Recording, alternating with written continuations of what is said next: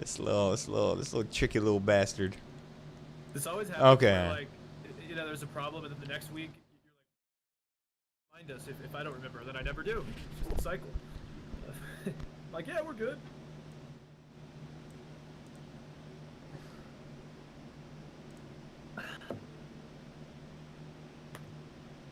Okay, hold on. All right, that's me up here. Okay, and then you speak for me. Hey, everybody! It is cold outside. Baby, it's cold outside. Baby, it's cold outside. Wait, say it again. How you try again?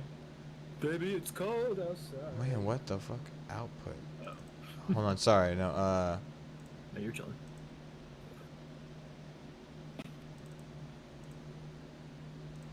try again. Hey, what up, hello? Hey, what up? How's Hello. Such a pretty eyes and no. I'll go home with my baby. I've been in the kitchen cooking pie with my baby. Dude, that shit. He was the biggest person in 2015, and then that was it.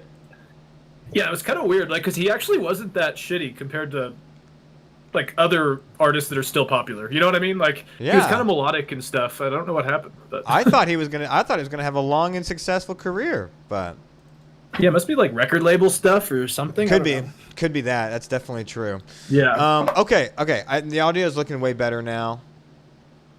Sorry, what was that? The audio looks way better now. Awesome. Let me just triple check. Yeah, Testing, and then you go ahead for me. I'm like, hey, what's up, pillow? Sit your pretty ass on it and come on the phone. Okay, cool. We should find where Fetty Wap is. Pause with my baby. I'm sure he's still doing music. He probably just doesn't do nearly the numbers he used to, you know. Yeah, I think that's testing, and then you go ahead for me. I'm like, hey, what's up, pillow? Okay, audio sounds good. Sweet. Audio good, voice bad. Yeah. I don't know why it has feedback like that, but it's the best we're gonna do. Man, that's so fucking audio is so frustrating. I feel like should be so simple, but anywho, okay. Then I'm ready to go, and let's do it. And then we can really record. All right. So let me just kind of think of an intro here. Just keep it like Keep it simple, stupid. Yeah. All right. Ready? Yes, sir. Recording in 3, 2, 1.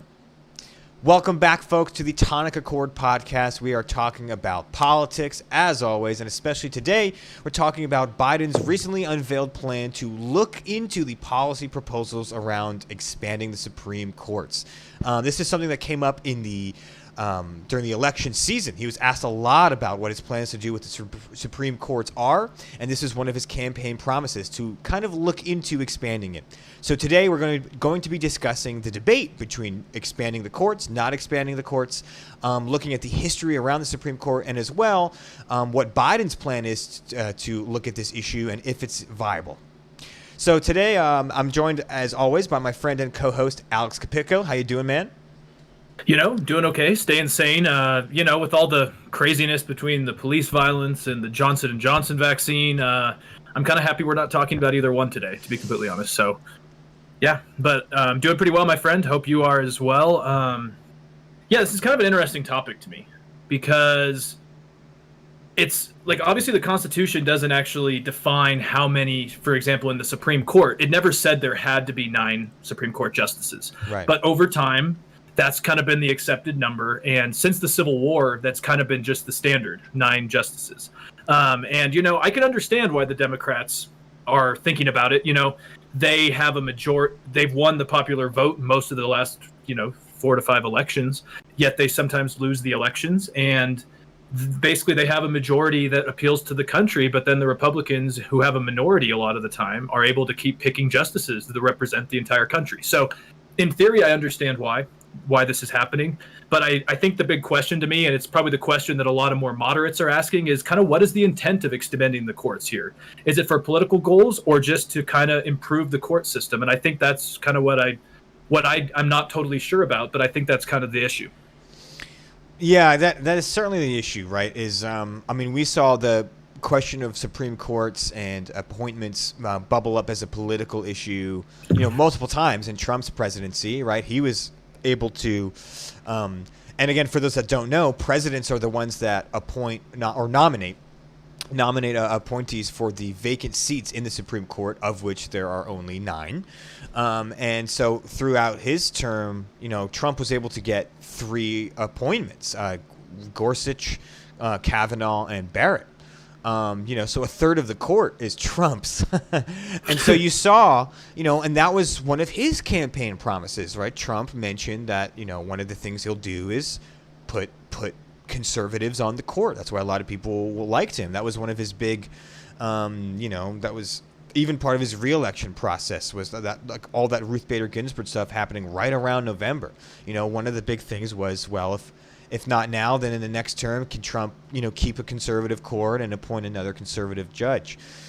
So the nature, like the idea that, like, we have to remember that the issue around the Supreme Court and who gets to appoint who has been political for a while. Not saying it's a good thing, but if we're going to talk about, is Biden making this court issue a political issue? I would say that it's already been a political issue for a while. And if you can look at the rhetoric used around the Supreme Court on both sides, especially the Kavanaugh hearing, right, highly contentious, very split among party lines. It's been morphed into a political apparatus for a while, even though it's not supposed to be. This conversation is ongoing, and I do think it's worth wondering, why can we expand the court? It has been hundreds of years, yes, but it has happened before. I think the court started at 7. There's a little bit of history here I'm getting from a Harvard little piece that, it started at 6 members at the beginning, and then it shrank to 5 for a little bit, and then it went back up to 7th, and then 9th. It's been suggested to go above that. Famously, FDR wanted to stack the courts up to 16 judges, and that was shot down during the New Deal era. But there is movement and precedent for changing the number of Supreme Court justices. So just to get that out of the way, it's not like it's absolutely set in stone, because it's not. Yeah, definitely. And I think that's a good point on FDR as well, because from the little bit of things I read on that, it sounds like he wanted to pack the courts as purely a power grab. And, that is very fitting for FDR. He was probably the closest this country has had to, I don't want to say dictator, but he was definitely a very strong federal president. And it sounded like actually what happened is even his own vice president and even his own allies in Congress basically were like, man, we're not doing this. He wanted to cap off justices at 70 and just replace these justices while they were still working. And so it sounded like chaos. It sounded like he had a bitter issue with the Supreme Court over a chicken poultry company issue. And it sounded like it was purely political and purely about power. And I don't think that's the reason why Biden and the Democrats want to do it in this case. And I'm actually not for packing the courts. I'm just going to put that out now. I don't actually support this, but I do think that the public opinion on it is changing, because Biden, for a long time has talked about how he wouldn't do it. A lot of centrist Democrats have been against it. And, 4 or 5 years ago, it was mainly progressives that wanted it. Bernie Sanders has been more supportive of it. But other than that, there's not a lot of huge political figures that were actually for it. But, Pete Buttigieg mentioned it. Kamala Harris mentioned it. Elizabeth Warren mentioned it during the presidential debates. And it seems like even Chris Coons of Delaware has become for it after he was against it his whole career. So there is a change on the left that even moderate Democrats are like, hey, the Republicans keep playing politics, and maybe it's time that we actually fight back. And so public opinion is changing. And it does go back to it is that, Trump has never won a majority in any of these elections, and yet he was able to appoint 3 justices. And I don't think that's what the founding fathers hoped for in the Supreme Court, is that a minority can dictate public policy like that. I think you make an interesting point about, playing political, which is, and I think it brings the Democratic Party and the Biden administration at a serious crossroads, and which is kind of why they're doing this, this committee or whatever to look into the options in the first place, is because, like you said, ideally, this branch of government is supposed to be apolitical, right? Not a political institution, just about interpreting constitutional law with, experts, basically. These judges are legal experts and have been judges for a long time, right? Blah, blah, blah. The reality is not that, though. The reality is, like we've mentioned, is that, it's a point of presidents to say, hey, if I'm able to, I will appoint a conservative or a liberal judge to balance the court in my political favor. I mean, that is exactly what Donald Trump did. And that's not out of the norm. That's now, I think, a conversation that, if there is a seat to be up soon, if kind of that's the vibe people are getting, whether it's Anton Scalia or Ruth Bader Ginsburg, who, Scalia was 79 when he, gave up his seat, and Ruth Bader Ginsburg was in her 80s when she passed and was no longer a judge, right? So, but if you have a seat kind of almost about to be available, there's always a conversation about, which president's going to be able to replace it? Is it going to be liberal or is it going to be conservative? Almost immediately the conversation is political. And if we look at the history in the last few years of how the Republicans in Congress and in the executive branch have acted around the courts, it has been political. Let's look at, like, when Obama was about to leave office, his nominee was blocked because it was the end of a term, an election was coming up, and we famously had Lindsey Graham say, "Mark my words, when the shoe's on the other foot, you can quote me saying,"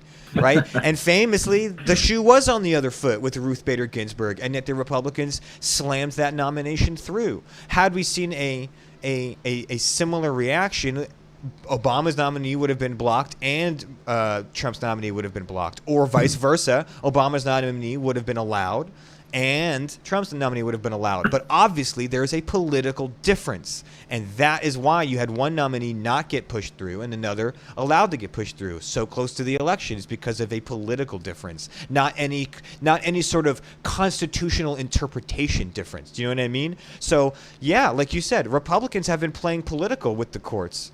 So the Democrats then have to ask themselves, do we do the same? Do we fight back? Do we just play political as well? And it's or continue to, at least, or do we try and take the high road? And I think this is kind of an overarching battle within the Democratic Party in general because of the other issues of, like, election fraud claims and stuff. It does seem like Republicans are playing really dirty. And if from my point of view, they have for a while with the electioneering and clearing voter logs in Florida in 2000 and stuff. But so do you then say, do we fight back the same way? Do we fight fire with fire, so to speak? Or do we try and take the high road? And it does seem like that's a tough thing to say, because if let's say we'll take the high road. Okay, then you're going to continue to have a conservatively packed court, even though you're winning elections or getting close. You're not ever going to have your say on the court. Or do we just play dirty and expand the courts and be like, yeah, man, you know what? You got 3 nominees and you didn't even win the majority vote. Maybe we should just have a more left-leaning Supreme Court because that reflects the public opinion better. It's a tough one. But I kind of lean towards, I think I would have leaned towards staying in the middle and respecting, the 9 judges setup a few years ago. But I think after Trump, after this whole election BS, after seeing how far the Republican Party is willing to go outside of ideology and ethics and morals just to win, then I say, yeah, man, screw them. Expand the courts and to extend, have an olive branch, maybe extend it over time. You add 1 justice now, add another justice in 4 years, and add a 3rd justice in another 4 years after that. That's a very astute point. And, I can't help but agree with it, is that I think prior to the Trump era, when maybe we had, the neocons or the Republicans that we remember for most of our lives, I would say that I think that there is still a possibility to depoliticize the courts. But as you said, it does seem that I would probably say since the beginning of the Tea Party, the Republican Party, and I know I hit this across the head every week, but they become obstructionist, conspiratorial, and unwilling to work with the other side.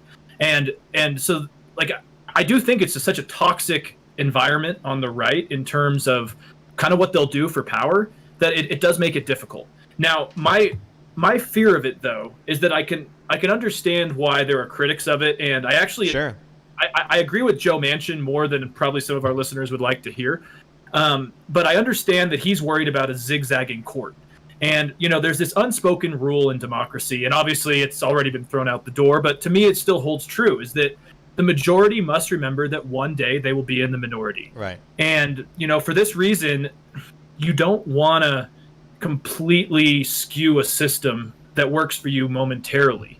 And Bloomberg has a good kind of article on this, where they discuss how democracy is, this equilibrium between opposing parties. And if you break this equilibrium, kind of like I said, you're going to pay the price. And they basically say that what Mitch McConnell did with Merrick Garland in 2016, I think it was horrible, and Democrats should be more combative and actually more willing to fight for these things. But the Bloomberg article's point is that packing the courts would be dramatically more extreme in the long term, potentially, than just one pick. And now I would probably take issue with that, because obviously Kavanaugh is going to be there for a long time. So that is a systematic issue, but they worry that basically what's going to happen is the legitimacy of the court over time is going to just completely fall, because you're just going to zigzag from ideological extreme to ideological extreme. But then again, this is not quite the same as other things like the filibuster, because these people are in there for a long time.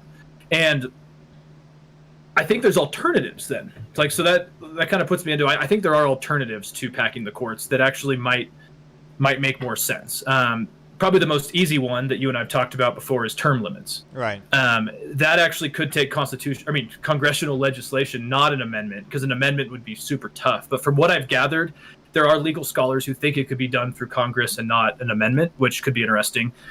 There's also jurisdictional stripping, which is basically the theory that Congress could pass laws like the Affordable Care Act or the Green New Deal without the Supreme Court, which I don't know how I feel about. But the one I actually liked, and it's kind of complicated, but is the balanced bench, where the court would start with 10 justices, right? And 5 are chosen by Democrats and 5 are chosen by Republicans, all with lifetime appointments. And then those 10 justices would select an additional 5 from the federal appeals courts, who would join the Supreme Court for 1-year terms. So it could kind of create a balance while also allowing both sides to have some ideological representation. I just think that packing the courts, because it's just, to me, it's a very political side of it. I think they need to do more research on something like a balanced bench. I think that's a good point. So yeah, you made it. Yeah, and I have some issues with the balanced bench, which I'll get into in a sec. But it's an interesting take, and you certainly are right that I think it's more damaging. Like if your complaint is like, well, they're just gonna put in the youngest people they can to be as conservative as possible for the longest amount of time. So then our idea is to then put in someone also super young by judges' standards, and have them be super liberal for a long period of time, right? That fighting with fire idea, like you said, is long-term issues, maybe short-term game, long-term problems. I am 100% for the term limits, and I think, I saw one scholar mention 18 years, right? 18 years would be enough to have a long kind of standing career, enough time to have a legacy, as understand the Supreme Court and its intricacies over that time, but then still get people out of there before they are in their 70s and 80s, right? So certainly on board with that. The problem with the balanced bench is, though, that you're basically accepting defeat for the politicization of that branch, right? Mm-hmm. If you're saying that, okay, well, let's let Democrats pick 5, let's let Republicans pick 5, you're basically sealing the deal even further than it already is, that those are the two parties that exist in American government, and those are the only two parties, and that's how we're dealing with our government imbalance. I do think that, as much as we've had Republicans and Democrats in its current form for about 100 years, 100 years isn't that long. And before then, you had Whigs, and you've had all sorts of morphing and changing of political stances and parties. That I don't want to rule out the idea that the Republican Party could split into two, or the Democratic Party could dissolve. Who knows what time will tell. But I do think that the balanced bench, while it's a great idea, it is a good idea. It does kind of lead to the issue of, are we really just kind of defeatist in the sense that we're just going to accept how politicized that branch is? And then there's also the issue of, let's say one of the Republican seats, passes away, and then you have a Democratic president. Is it still the president who gets to appoint a nominee? Like, that process might have to be adjusted as well, which could happen. But As I love the idea of the balanced bench, I just don't think it's practical in terms. It's in practical terms, you'd have to finagle a lot of weird scenarios, like people dying with a different president from the other party. Like, does the party then get determined in nomination, or is it still the president?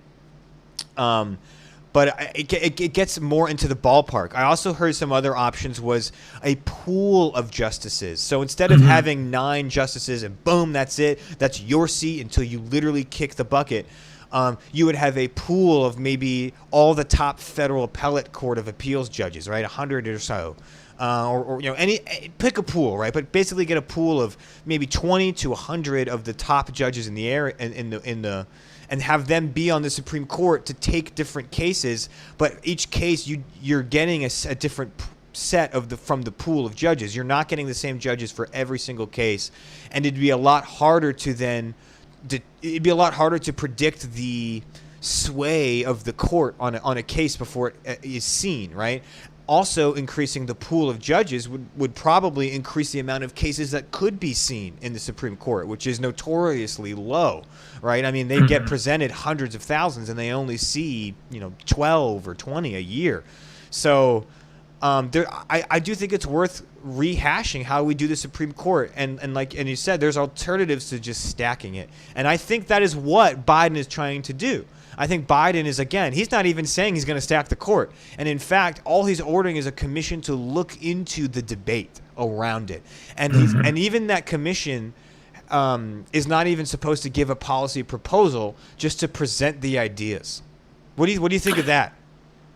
Well, first, I just want to address one thing you were saying there, because I think you bring up a good point with the balanced bench, and also talking about that kind of pool lottery system type of thing, is that actually, yeah, with that pool system, because I think the talking point that actually I use, and I hear a lot of conservatives use, and I've heard people on the left use, is that a lot of these justices, they may be an R or a D next to their name, but a lot of them do act independently in specific cases. And maybe if you did have this kind of alternating pool of who's making a decision on a different issue, maybe Trump, for example, wouldn't nominate someone like Kavanaugh or Gorsuch just because they have one view that he knows is going to be respected to conservatives. So I would agree with you on that. And also, I think the issue too is why term limits for me is the most important one, is because the founding fathers, let's be honest, I don't think they thought people were going to live that long. Yeah. So when you're having a judge, that's now in their 80s, like Breyer is, I think he's 82, you get to a weird point where they're so concerned about power and legacy that sometimes it's to the detriment of the future. Like, that was the issue with RBG, excuse me, was that in 2013, I was reading that Obama, his administration approached her to try to talk about her, stepping down so they could appoint someone. Yeah. And she was such a cultural icon that it didn't happen. And now Breyer, there's new talks this week about a very similar situation. Is they're basically saying, hey man, you're like a progressive fighter. You've done a lot of great things, but you're 82. And it doesn't sound like he wants to step down either, And so, and that brings a problem, is that by the time, like you said, a lot of these cases never even get brought to the Supreme Court. That's also the issue, is because the Supreme Court is kind of behind where the country's going. Yeah. And so all these things put together, I think the most simple one would be term limits. But going on to your Biden thing, I actually have issue with the fact that it's just a commission. And the reason why is that I think there was the article you shared in the Nation had some really good points on that, where it was basically I think there was a quote, I'm going to butcher it, but it was Democrats want to do the book report before they recommend any policies, but Republicans just get in there day one and wreck shit up. Excuse my language, but and that's my issue about this, is it kind of seems like Biden's kind of kowtowing to both sides here, because there's some Federalist Society people in this commission. There's also a lot of center Democrats, but that Nation article was talking about how there's not a single progressive who was actually fighting for this issue. So to me, it sounds like, yeah, Biden, to me, I liked it at first because I'm at least he's curious and he's willing to learn and see what could work. But the more I look into it, it's 180-day commission into maybe just if this could work. That's the midterms. The Republicans could already have seats again. Yeah. To me, it seems like Biden's being too pragmatic when I don't think either side wants pragmatism. The right clearly doesn't, and the left clearly doesn't. So I don't understand who he's trying to appease here, because it's not appeasing progressives. It's not appeasing Trumpists. It's really not appeasing me. So I think at a normal time, this would make sense. But it's dude, you have potentially a year and a half to get some stuff done, and this just doesn't seem to be doing it. It is strange that it's a commission that like can't put forth a policy proposal, just study the issue, but there's been studies on the issue. I'm sure there's like, I don't know, like it's just strange that it's like we want to look into the issue, but without suggesting which way we're going to go with it, or even suggesting any way at all. It's like, yeah, isn't there already like whole classes about this? Like, can't you talk to, like, it's made up of a ton of professors. If you can browse who's a part of this committee on the WhiteHouse.gov site about it. And it's like all these like, obviously super like well-known and established professors. And it's like, can't we just find like I don't know. It's just 180 days to basically sift through literature that's already been written. It does seem strange. And that was a pretty scathing criticism from The Nation, which you read the first paragraph and you almost think he's like some like super far right, because he's like, Democrats keep losing and Biden's dumb. And then he goes into why, because he's not doing enough, because there's literally a precedent. There already is precedent, which we talked a little bit about. Right. Then he should just go for it. However, I do understand that when you talk about like, I mean, I remember in the debates, the conversation around the Supreme Courts would come up, and Biden would get really hush and kind of worried and fidgety. I mean, it is a really big, controversial issue, and I imagine, let's say you said Biden did say we're actually looking at options to expand the courts, like we've taken a stance and we want to do it. The pushback from the Republicans is going to be immense. I mean, they're literally going to call him a dictator. The thing is aren't they doing that already? I mean, anything he does, he gets a ton of flack from Republicans. So it's this balance of how big of an issue will this be with the public? Will this turn people off? Like, will this really turn moderates off? Or is this something that they can kind of get away with? I don't know. I don't know. I'm not sure what the commission's purpose is. I'd be more interested into studying the public opinion around something like this, let alone less so the congressional logistics of it, because it feels like the congressional logistics are there. I mean, we just went over 4 or 5 different ways to reform the courts. Obviously, a big roadblock to any kind of movement would still be the filibuster, and Joe Manchin and his in his ivory throne that he's found himself in just by happenstance of being a moderate Democrat at a very gridlocked Congress. I've literally split Senate. Someone like Joe Manchin blocking the filibuster could ruin any chance of reforming the court, even in the slightest. So that's still a problem. But yeah, it's this weird committee. I think for Biden, I think it's checking off a campaign promise. Look, the guy is up to a lot of bold stuff outside of this, right? He's being very bold with the vaccine rollout. He's being very bold with his, COVID biggest trillion package plan in history. He's also being pretty bold with his new infrastructure plans and his talk around that. So he's being pretty bold, for whether you like it or not. It does seem like this is more where he's being a little shy, a little meek. And I understand why. But it does seem like this committee is kind of a waste of time. I would like to see a continuation of his bold moves and just go for what you said. Hey, let's like put term limits on this thing. I think that's something that you can even get Republicans around. I mean, my conservative family members talk about term limits all the time in regards to Congress members and the court. I think that's probably one where you can rally a lot of people around it, and then you can point out the hypocrites when they talk about it. Whoa, term limits, I don't know about that. Like, dude, what the hell, man? It's not political. I don't know. I think term limits where you and we agree on the most, but it's going to be really tough to do anything else. Yeah. And real quickly, I'll just add that, I think you're onto something. And I know the U.S. is historically we're kind of a laissez-faire, kind of fearful of big government country. But time and time again, we do seem to see that some of the most popular presidents in U.S. history were the transformative ones. Mm-hmm. As much as people don't like an authoritarian, I think they do, as long as they're somewhat of a benevolent authoritarian, if that's a thing. FDR, the right does not like him, and I have some issues with the scope of power he did. But him, Lyndon Johnson, just to name two, were quite Unitarian. Let's just bring the hammer down and get what we want done. And Biden actually seems to be kind of following that same thing. Biden to me seems kind of like a Lyndon B. Johnson, and I think that there's a lot he could do with this, but the issue is that Jim Jordan, Marco Rubio, and several other conservatives are now pushing for an amendment procedure to basically say the Constitution, now we're going to amend it so there's only 9 judges ever allowed on the Supreme Court.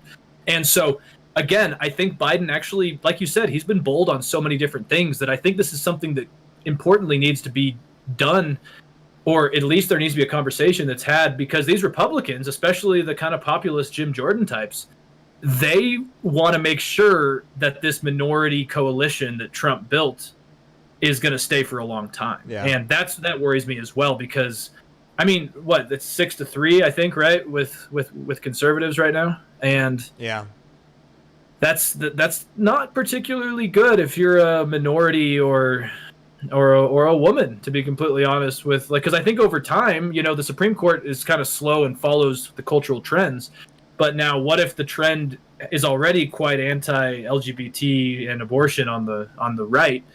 In 5 years, we could see some overturning of Roe v. Wade and other things. I truly think we could.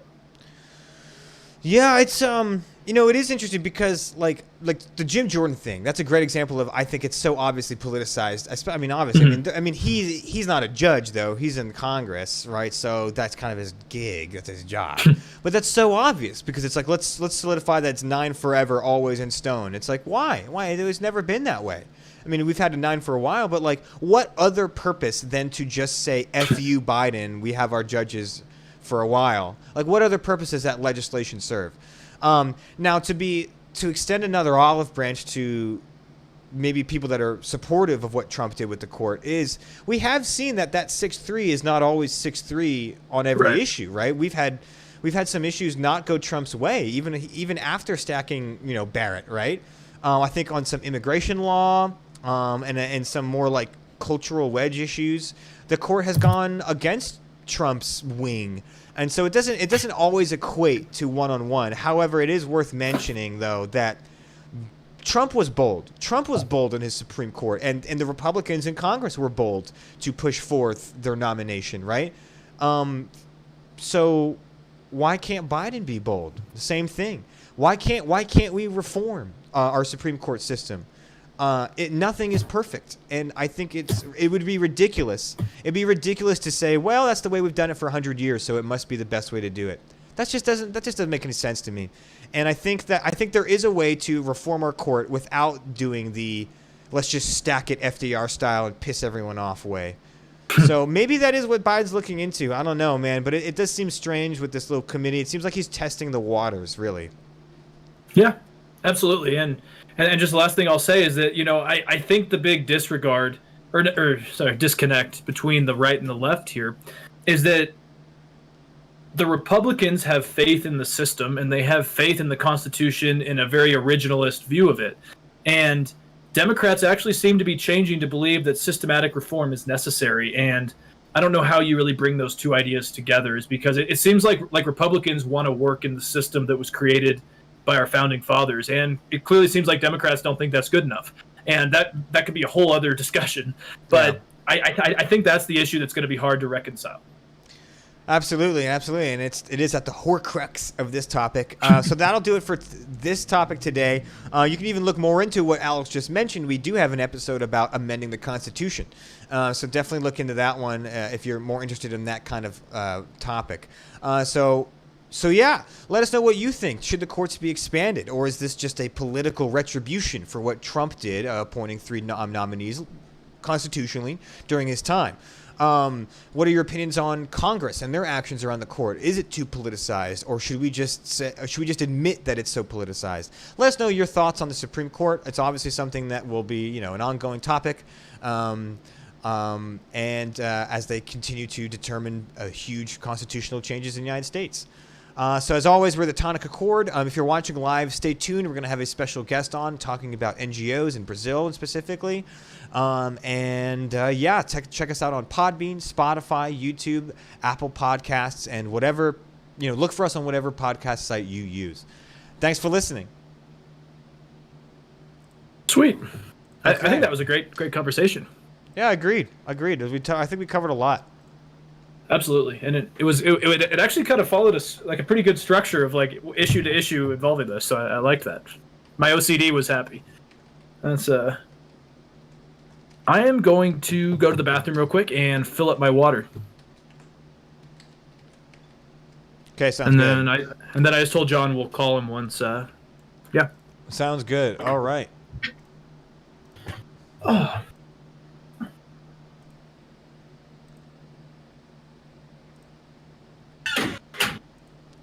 Okay, folks. Yeah, just stick with us for a little bit. We're just gonna wrap some stuff up.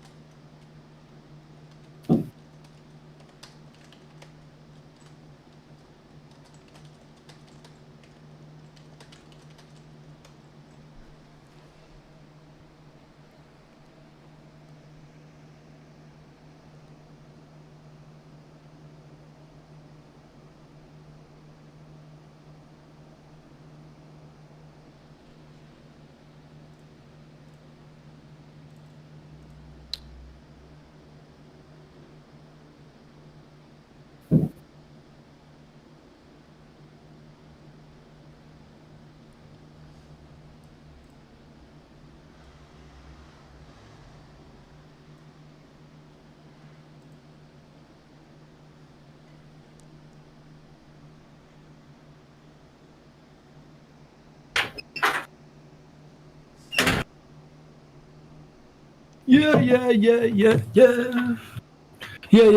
Okay, let's get. Yo, all right. Yeah, let's get your boy in here.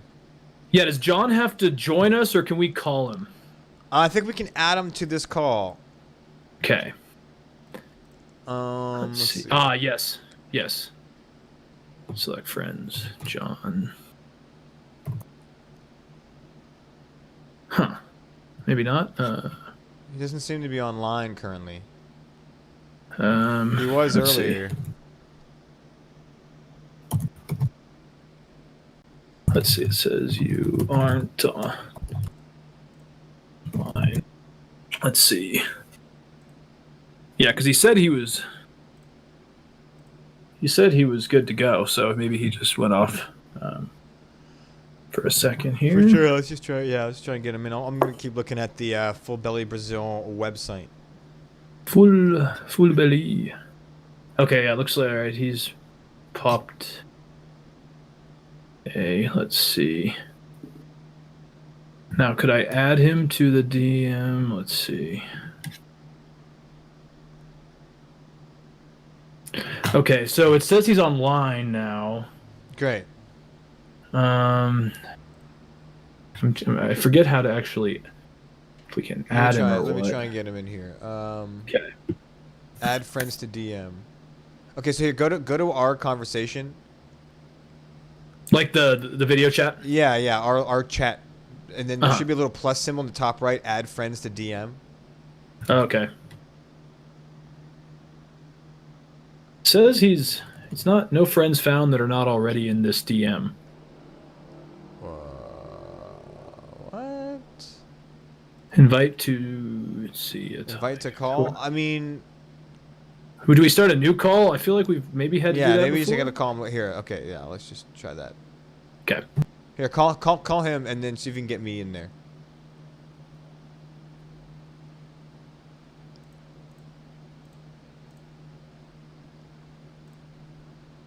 I'm all alone. I'm all alone.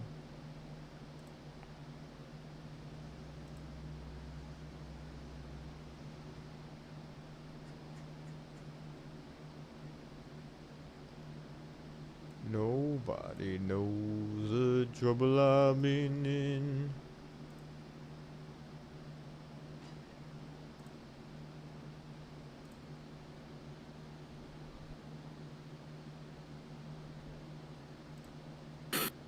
Oh no, it's now alone. Huh. We got to get him in here. You didn't add me, or did you do a separate call? Let me see. Okay, I'm gonna end this call. Sorry about this, folks.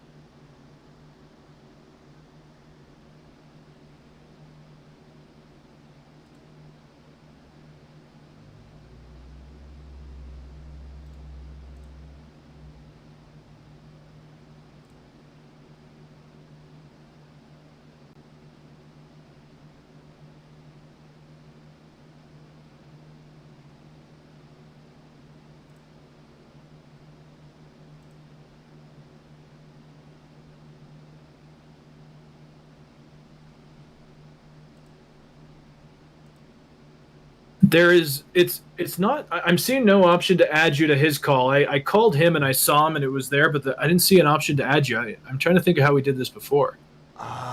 He's not. Maybe he has to be friends with me as well. Potentially. I mean, the other thing we can do is hop into the podcast recording channel. I don't know if there's just a video. I don't know. I don't know how we did this before. I don't know what's going on. I know, me neither. We've definitely just added people into a call like this. Yeah. Okay, so you see where John is, right? Yeah. I mean, he's on his phone. Yeah, I see him. I sent him a friend request, but he hasn't accepted it. Maybe he has to do that. Okay. Yeah. Accept Drew's request.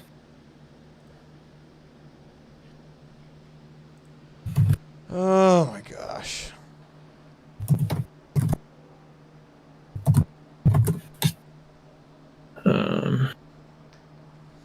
Yeah, because I added him this time, so I don't know. Did I maybe do it wrong or something? I don't know. So when I call him, you don't see. Okay, yeah, because you're not friends with him on there. So okay, maybe I'm gonna call him again. Hey. Unlock it. Hey, here we go. Are we all in here? Yeah, can you give me just like 5 seconds? My Sure. roommates left the front door open. No problem. Sure thing. Okay, Cool. this sounds good. At least we hear 3 people in here now. Yeah, we figured it out. We figured it out. Was it just that you had to do it, or? I don't know. I think it was differentiating between DM and actually video calling. I just video called and then I add you. I'm not sure why that was different, but all right. Looks like we got it now. I'll take it. I'll take it. John, Thanks for having me. how's everything in Honduras?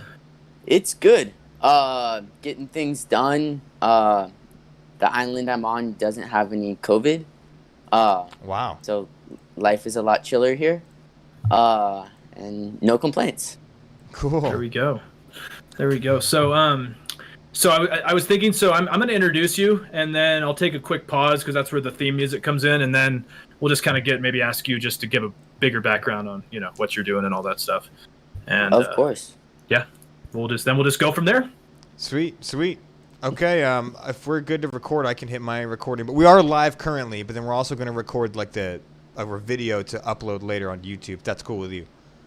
Yeah, sounds great. Awesome. All right, if everyone's ready, then we'll start going. Alex, you good? Yes, sir. Okay, recording in 3, 2, 1.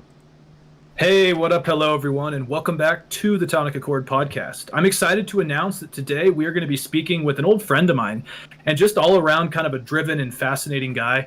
His name is John DeWald, and he is the president and co-founder of BELLY Brazil. It's a 501c3 charitable organization that is working to basically end world hunger and combat climate change, which are quite cool things to be doing. And John founded BELLY in 2020 after completing his Fulbright grant in Brazil. And John graduated from Claremont McKenna College in 2017, and he's basically lived abroad since. He speaks English, Spanish, and Portuguese. So, yeah, there's just a lot of things going on here. I've met John before in a multitude of foreign countries, and it's just kind of cool to see what he's doing. So, yeah, John, let's start off. How's it going? I gave a quick little background there, but I don't know if you want to elaborate a little bit more on, what got you to start Full Belly Brazil, and how's that going? Well, awesome, Alex. Thank you so much. Super excited to be here. I am definitely a fan of your show, so it's cool to actually be online. And like Alex said, we've been friends since like 5, 6, 7 years old. So thank you again. Nice to meet you, Drew. I started Full Belly Brazil with a friend of mine named Jorge Ferreira. He's a Rio de Janeiro local. And he was actually working in the same university that I was when I was doing Fulbright. It's called the UFOP, Universidade Federal do Ouro Preto, or the Federal University of Ouro Preto. And when I was down there, maybe or I guess now it would be 2 Octobers ago, it's the October of 2019, Georgie came to me with this super cool idea. He'd met this awesome woman named Carol, who was working for an NGO and really trying to help hunger in Brazil. Hunger in Brazil used to be kind of the prime example in Latin America of how to fix your hunger problems. So a lot of people have stopped paying attention. And then within the last 5 years, the situation has gotten far worse. And numbers just came out that as of December of 2020, so this was before the global pandemic, over 55% of the country is living in food insecurity, so they don't have enough to eat on a regular basis. Wow.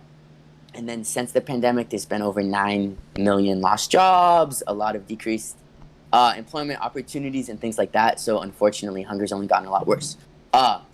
But when Georgie came to me after meeting Carol, COVID wasn't a thing yet, but he was telling me how he met this awesome woman that was doing this great work and that he'd really like to do something himself, but that he wanted to have a more environmental angle on it.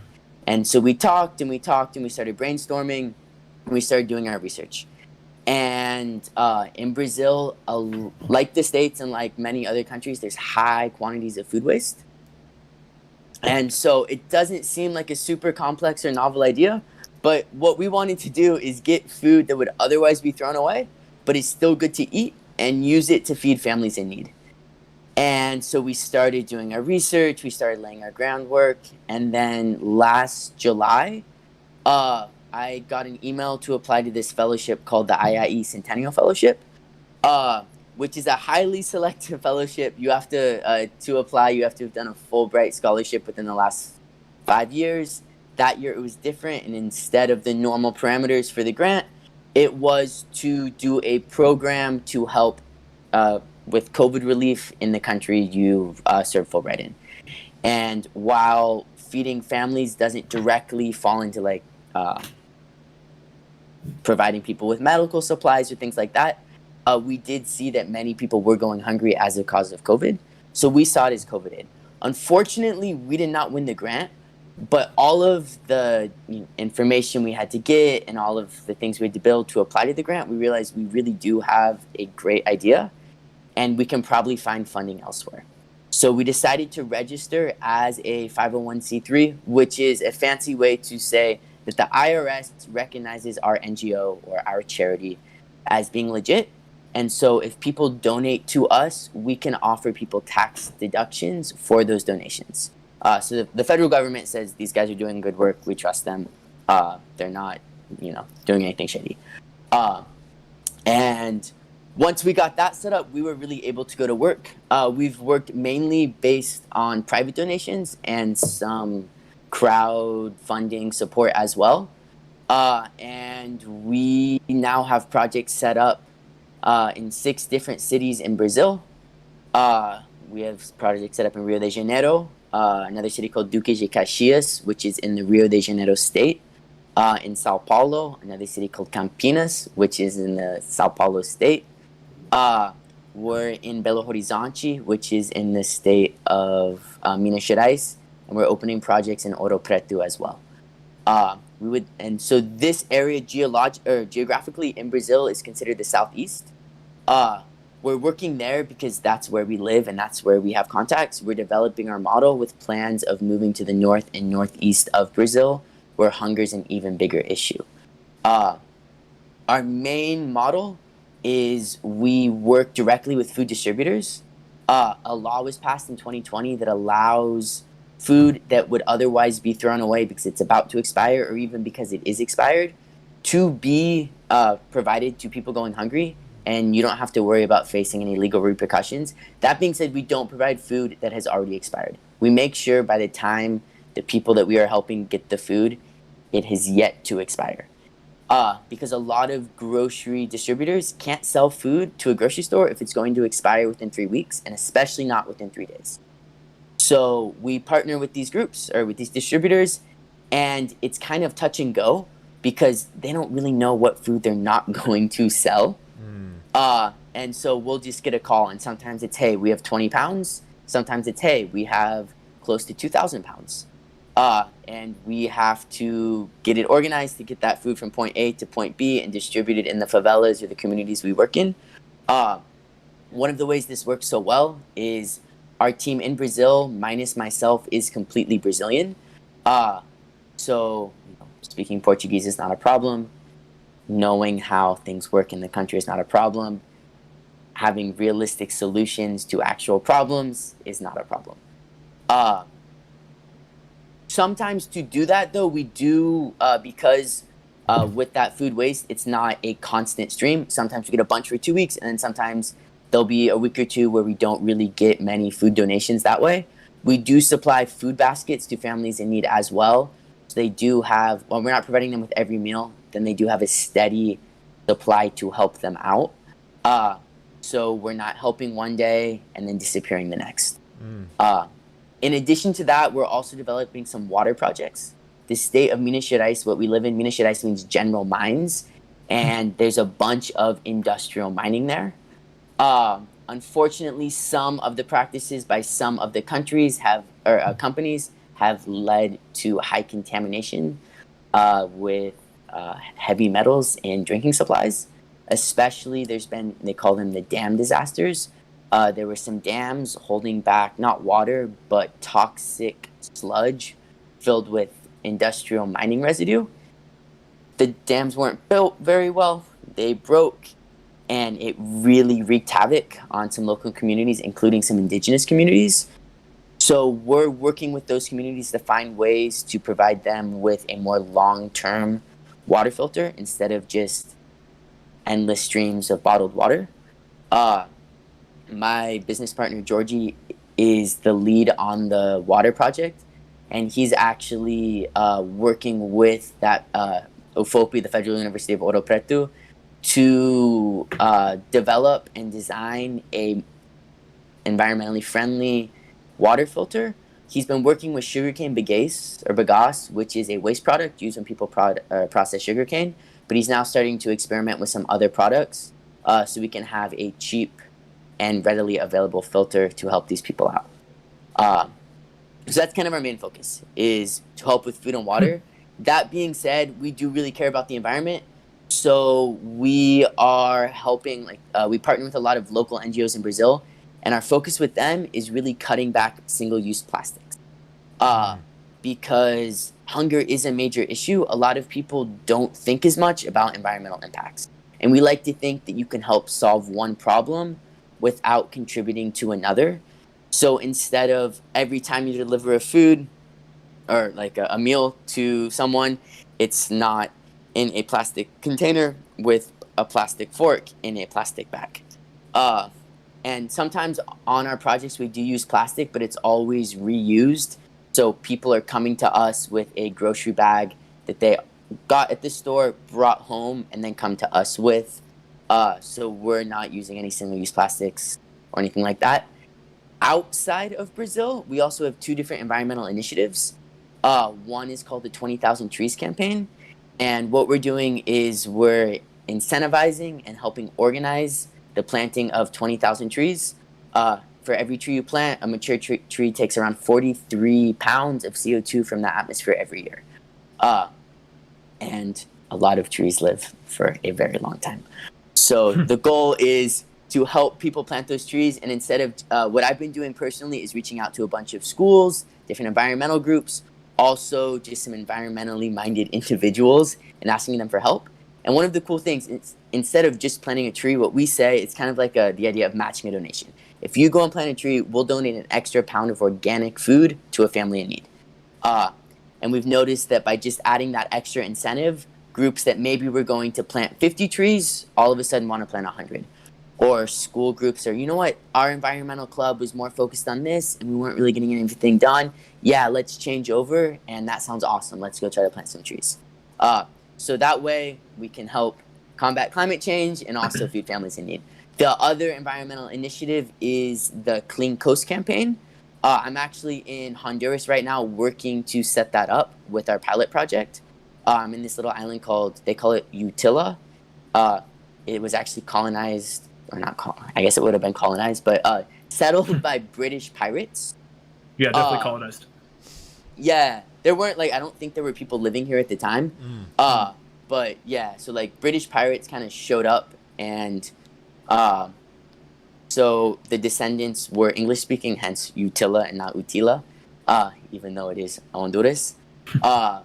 But there's some really cool dive centers here. One called UDC, or Utila Dive Center, that has this program called Go Eco. They're very involved in beach cleanups. They have coral nurseries where they rescue coral that's going to die on the reef. They bring it back to health and grow it, and then they replant it. And we're getting involved with them. Similar idea with the trees, but for every 10 pounds of plastics removed from a beach cleanup, we'll donate an extra pound of organic food to a family in need. We're not we don't have funds that we're kind of holding ransom until people clean the beach. Instead, we have donors that like these ideas and back the projects. And then the final thing is, simply by recovering food waste, we're actually helping combat climate change as well. I didn't realize it, but if food waste were to be a country, it would actually be the third biggest contributor to greenhouse gas behind China and the United States. Holy cow. Yeah, no, it's nuts. Food waste produces a high level of methane, which when measured on a 20-year scale is 84 times more potent than CO2. When measured on 100, which is nuts. When measured on a 100-year scale, it's 20 times more potent. But I'm in the kind of point of view that we need to be looking at the 20-year scale right now. The 100-year scale is probably a little bit too late. So that was a lot of information, but that's kind of the base of what's going on. Georgie and I are very motivated. We're doing everything we can. We have a team of interns and volunteers in the States to help with fundraising and networking and grant writing and researching and things like that.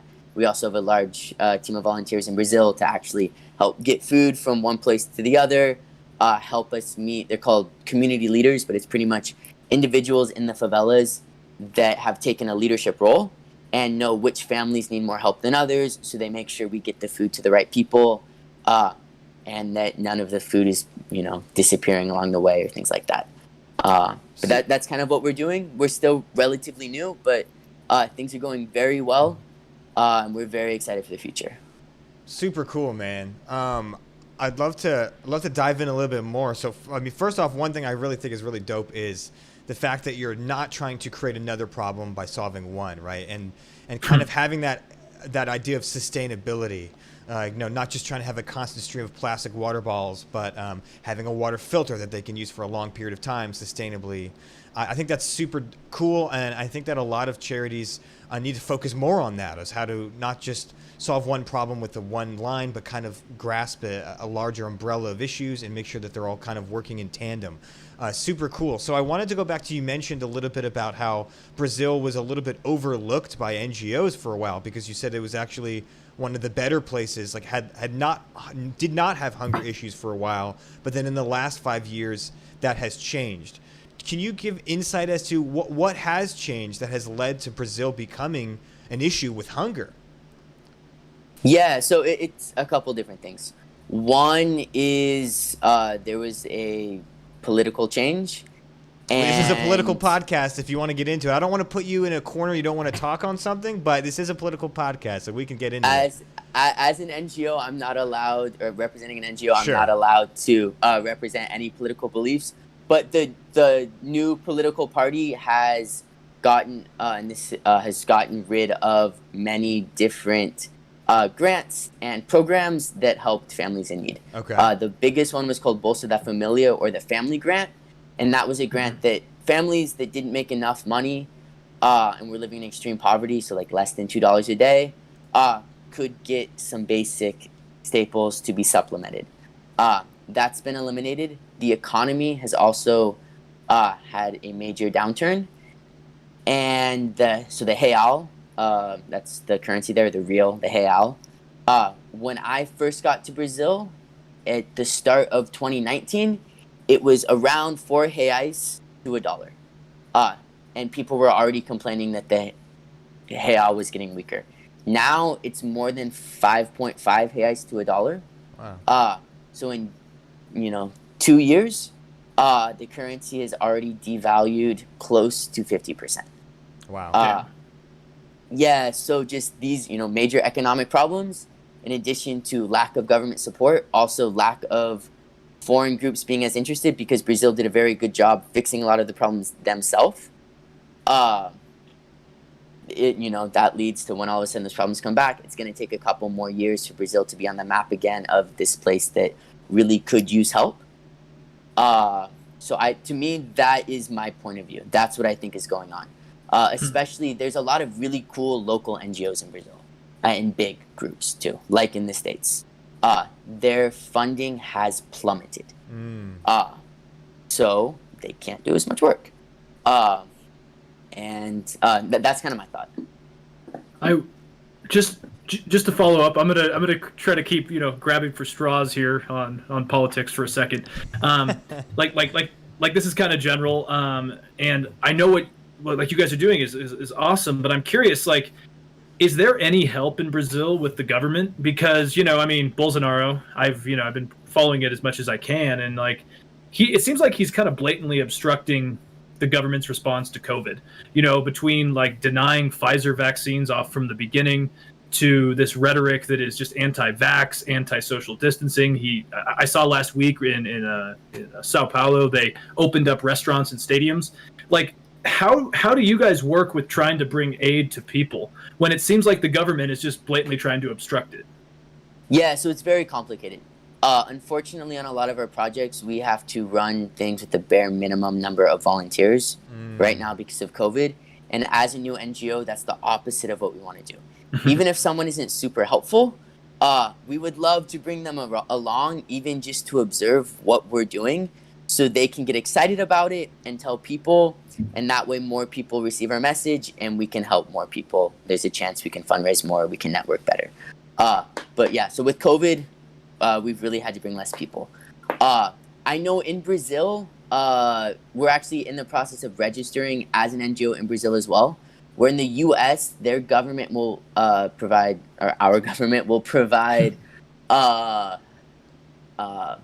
tax donation or tax deductions to donations. Brazil's set up where its larger corporations can donate to Brazilian NGOs that have been open and running and approved for at least 2 years. And then those major corporations receive tax deductions. So similar idea, slightly different system. That still functions, but we're at least 2 years away from that. We have not, most of our fundraising is coming from the States. And that was kind of our business model. Most of our volunteers and the food comes from Brazil. Based on I think that the response to COVID in Brazil has definitely not been optimal. According to my friends there, and this is the issue, is because you go and you see Bolsonaro give a speech, and he says that Brazilians are receiving X amount of dollars every month. I have not met a single Brazilian that has received any stimulus money. Damn. So, yeah. So there's, and my friends tell me that around 5% of the population is vaccinated.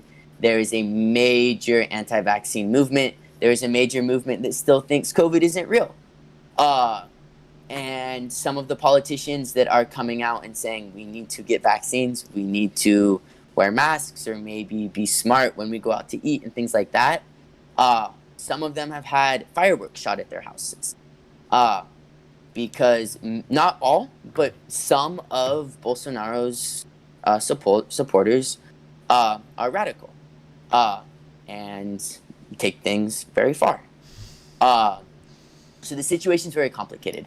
Luckily for us, we're not presenting ourselves as an NGO that's trying to end COVID. While we do, depending on the audience, say we are doing COVID aid, because we are, a lot of the people that are going hungry because they've lost their jobs because of COVID. We're simply feeding the hungry. And so we do our best to stay away from trying to pick one side or the other. Sure. And just help people that need help. I respect that. What do you think, your organization does really well that you think you maybe do better than other organizations? I'm not trying to I'm not trying to ask you to put down on the other organizations, but what's something that you feel that your organization does uniquely or does really well? Yeah, no, completely. And thanks for phrasing it that way. Something that we do that's really cool is we're really two countries with one mission. It's not a group from the States trying to come in and fix Brazil. Sure. But it is a group that has people from the States that have access to different skills or different fundraising or grant opportunities that Brazilians aren't going to have access to. And also before I moved to Brazil, I spent a lot of time traveling the world, volunteering for a lot of different NGOs, doing for-profit work that was also service-oriented. So I have seen lots of different systems. I have some good ideas of what doesn't work. I have some good ideas of what does work. Something else we do very well is we move very quickly. Our kind of business model is being as nice and personable as possible, and just making friends with everyone we go, which in the States sounds like a good idea, but it doesn't seem like this super cool, wow, that's what's going to make it for them. But business in Brazil is a little bit different. A handshake goes a little bit farther there. A smile goes a little bit farther there. And we've done a really good job just getting our message out there and meeting the right people and spreading very quickly. A lot of the NGOs we partner with that have been around for 3, 4, 5+ years, sometimes they send us their volunteers to help with our projects, and their volunteers cannot believe the quantity of food we provide. They say it's a big deal when, sometimes on their projects, they're psyched about getting 20 to 30 pounds of food. A lot of our projects fall in the 1,000 to 2,000 pounds of food range. The other day, we just organized for the next couple months another 12,000 pound order. So we're able to work with bulk, which is something that NGOs more from the States have because they have more funding, but we're able to distribute it in a way that Brazilian NGOs do, where they don't have to spend extra money because we know people that know people, so we get it for cheaper. A lot of our food donations are free. So we'll spend $6 to send 800 pounds of food, or $12. Because of that, it brings our price down. So a donation of $1 can provide around 10 meals to a family in need. A meal is 1.2 pounds, so that's $1 going to around 12 pounds of food. I cannot think of a grocery store I can go to buy that. So that's something really cool that we do. Super cool, man. Super cool. Yeah, and I can definitely agree that this happened fast for you guys, because I think I saw you back in October when you were back in the States visiting, and you were mentioning that this was in the process, and you were kind of mentioning different aspects of this, and I'm like, this is going to be cool to see. And before I know it, flash forward to January or December, and I'm just like, holy crap! You guys have done so much in that period of time, and so there is an expedited fashion to this, which I think is really cool, because from what I've gathered, a lot of NGOs, they seem to kind of be bogged down by either regional or global issues and bureaucracy a lot of the time. So it's kind of cool to see that it looks like you guys kind of got out of the lines with that and did a lot. Now, Probably the last question I have for you and myself is that, like, I think it's pretty clear at this point that poverty and climate change are global, right? And you're obviously talking about how you're in Honduras right now. Working on what was the Clean Coast Initiative. That's the one you're working on there, right? Yeah. So would this whole process, do you think it would be focused in Latin America, or do you see it kind of going more global, like trying to bring these type of issues to groups like the UN or whatever else, like to be more of a global movement? I don't know. So we would love to go global. Food, it's a little bit more complicated because we need to do it in a country where there's a law that protects us recovering food. Right. Some countries, we just can't do that. That being said, if we do get those water filters set up to the point where they're easy to replicate, we would love to go global. I personally have more experience in Latin America, so that is a part of the world that I would love to help. Georgie really thinks that Asia, Southeast Asia in particular, places like Cambodia and Vietnam, Laos, would be great places to go because they have many communities there have high levels of arsenic or things like that in their drinking water. So my thought realistically is we're definitely going to spend a couple more years just getting everything's fully set up in Brazil and then look to see if we just continue to build in Brazil and really be that group that does Brazil, hopefully, and or seeing if we can spread internationally, the name Full Belly Brazil, so it'd be awesome if the country, we'd like to Full Belly Bali, Full Belly Bolivia. Right. We like the alliteration, but in a serious way. I have volunteered in Bolivia. There's some awesome work going on there. It would be super to be part of that. I've worked for a company that was doing a global health initiative in Bali. It would be super cool to go be a part of that. And it's, we don't even have a year yet. So it's too young for us to, we're too young of a country to really know that yet. But our eyes are definitely on the prize. We're going for it. And hopefully, I can be back on here in a year or two. And, we can talk more about that and have a lot more statistics and a lot more names and places to drop. Absolutely, man. I what you're doing sounds really cool. I encourage all of our listeners to definitely check it out. Full Belly Brazil, and it's Brazil with an S, not the Z. I just wanted to just for fun. I also know that I think I saw on your profile that you've been to Nicaragua and you did like tours on volcanoes. Yeah. I happened to be in Nicaragua to go on a tour on a volcano, and then I got sick, so I missed the volcano. But Nicaragua was a beautiful country, and I stayed at Managua. What was your favorite spot in that country? So I love Nicaragua. I was in León, which is very close to Managua, and I was volunteering for this company called Quetzal Trekkers. They are an NGO, and their volunteers take people on hikes, usually 2-day hikes, sometimes longer, on volcanoes. There's a bunch through there because it's part of the Ring of Fire. Right. And then all of the money, it's an umbrella organization, kind of gets filtered to local NGOs to help kids going hungry.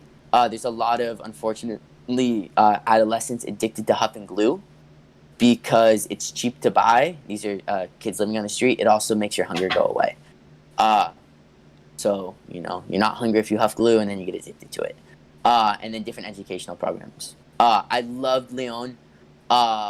Volcano-wise, one of my favorite ones to lead was El Hoyo, because there's this little volcano called Cerro Negro right next to it. So you could take people up that. They volcano board down. You go up and spend the night on El Hoyo, and you are able to see the Pacific Ocean. You're able to see Lake Managua. You're able to see this other volcano called Momotombo, which there's a lot of smoke pouring out the top. And you can see the sunset down over the Pacific. Awesome. Absolutely stunning. The sunrises there are incredible. If you look the other direction, you can see Volcan Telica, which is another cool one that we used to do hikes on. You can actually stick your head over the crater and see magma or lava. You can see San Cristobal, which is the highest volcano in Nicaragua.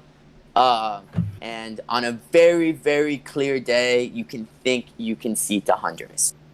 Nice. But no, Nicaragua's an incredible country. If you do want to talk about politics real fast, I was there at Please. the end of 2018. Oh, Or so no, the- not the end. so there was Like the the spring of protests? 2018. Yeah, it was so bad. I have a lot of friends there, and I was in Honduras when it happened. When things started going out, and they were calling me like, "There's people in the streets with machetes and chains breaking things." And I at first like, "Oh my God, that sounds crazy. Like, why are they doing that?" And things died down after a week, and I bust across Honduras into Nicaragua. And just based on general violence, like statistics on violence, I thought once you got from Honduras into Nicaragua, it was going to be a lot more relaxed. But the Honduran driver all of a sudden got super scared once we got into Nicaragua. Oof. And just like left me in the street in the night, and I had to like bang on the door to get my buddy to wake up. Wow. And it was crazy. The government had when they, it's the Sandinista movement. Right, Daniel Ortega, right? Yeah, and so when Ortega came to power, the country was super pro Ortega. He got rid of Somoza, Yep. who referred to Nicaragua as like his little ranch. And Ortega was really supposed to be saving the people and doing all this great stuff. And I don't know a ton about it, but from what I've heard is he did do some good stuff for a while, and then was in power for a long time. And the country's very, very, very, very poor. And the final straw, and people do protest in Latin America from what I'm seeing a little bit more than in the States, but they cut pension while they were also doing some government projects to build what people considered like stupid statues in Managua and these metal trees and stuff.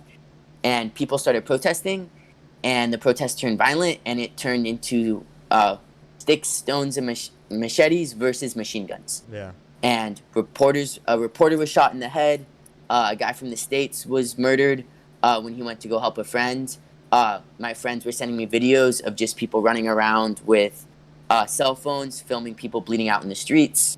My personal experience it wasn't that crazy. I didn't get shot at all, but I would be out in the streets, and all of a sudden it would go so quiet, and there would be 100 people, like men and women, with crowbars and machetes in the street, and they were going to go burn down a building. And most of my friends supported the protesters. And from what they told me, I supported my friends. The government had closed all the grocery stores to starve people out and to force them to go raid the grocery stores, to say that, look at these crazy protesters, they're raiding the grocery stores. No, the government closed them, so people had no food. If all the food shut down and I was going hungry, I would probably myself try to go get some food. Yeah, but so that was really nuts. I was trying to bus down south to Costa Rica. All of the roads were closed because one of the worst places to be was Masaya, which is a city a little to the south of Managua. And the main road down through Costa Rica goes there, and I could not get anyone to take me. I ended up having to get to Managua and buying a flight from Managua to San Jose, Costa Rica, and having to hide out in like some kind of low establishment hotels because there were protests moving through the city. And so I had the time getting to the airport. One protest would pass, I get a taxi, take me as far, and then I'd have to like stop again and wait. My understanding of what happened there is the protesters eventually gave up. It was violent. A lot of people were going hungry. They were recruiting people that were going hungry to be part of the military or the group suppressing the protesters. And people care about their families. I cannot blame anyone for that at all. But elections are coming up, and I've heard that the situation there is starting to get pretty intense. Yes. It's not good. Yeah, I've that's funny, man. It's just a small world because I mean I was there not in 2018. I was there in 2015. But it's just funny to think that I could have been on that hike to go on the volcano and met you, and then I got sick. But no, so Nicaragua is certainly a beautiful country. I mean, the government's causing all sorts of problems. When I was there, Daniel Ortega was just starting to change the constitution to allow himself to be in power longer. And I remember that was the conversation. People were like, "This is kind of sketch. This is kind of a little weird." But he was just starting to really get into that authoritarian position. But anyway, and I've also done that drive from Managua down to down the west side towards Costa Rica. When you go in that isthmus between the lake and the ocean, it's beautiful. Yeah. Yeah. Anyway, Hi. What's up, Alex? Oh no, I was just gonna say I was hoping I could tie the knot on this here with I would just say that, like, John, you mentioned that since Bolsonaro in Brazil, became president, there were a lot of like policy issues on the ground that changed, right? And it makes me think about this Nicaragua experience, or in Bolivia after Evo Morales left, like similar issues in which it seems like Latin America and all of the Americas in general, minus the U.S. maybe, are kind of stuck in this forced pendulum shift because of the international influences on these elections and on the ideologies. You just kind of have this shift to me from like far right nationalism to like far left socialism.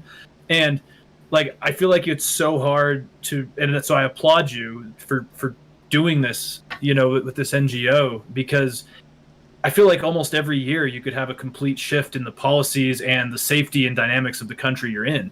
And it just seems crazy. So I applaud you for doing it, because someone needs to, and also I'm going to have to talk to you about those tax deductions if I donate. So. Well, cheers to that, Alex. We can definitely talk. Just kidding. Alex, do you want to wrap this up? I think we do gotta get on out absolutely. here. Yeah, do a little conclusion. But yeah, thank you again for coming on. It's super cool what you're doing. Yes, absolutely. And as always, you guys can find John at Full Belly Brazil. It's on Instagram. If you guys have Facebook, John, do you guys have a YouTube yet? We do. We're just getting up, but we have a YouTube. We have one video on there. We have our website, and it's Brazil is spelled with an S because that's how they spell it in Portuguese. That's how they spell it in Brazil. We're not trying to show up and be that group from the States that spells their country wrong. Absolutely. Thank you for the shout out. Absolutely. Yeah, absolutely. And for our listeners, you can always find the podcast as usual on Apple Podcasts, Podbean, Spotify, iTunes, all those random third-party sites, which I don't even know half them exist. But anyways, thanks everyone for listening. Thank you, John. It's always a pleasure. I think Drew and I are going to book some tickets down to that island you're on. Let's all go get vaccinated and do some scuba diving, right? No COVID. I'm sold. Cheers to that. But anyways, thanks everyone. Have a great rest of your day, and we'll be back